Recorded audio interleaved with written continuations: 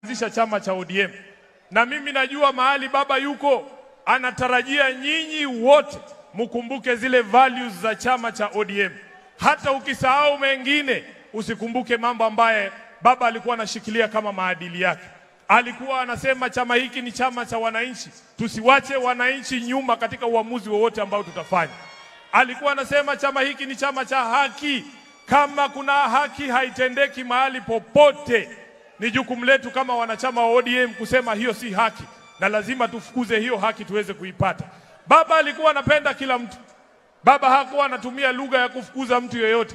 Na sisi kama viongozi wa ODM hatutatumia lugha ya kumfukuza mtu yoyote. Niliuliza ndugu yangu mmoja, mimi kama Sifuna, mnajua mimi ni Mluya huko kwetu. Wanasema Waluya olabonalu chilutenya abalwe bililenio luama. Inamaanisha kwamba ndugu yangu Joho, ukiona mto unakauka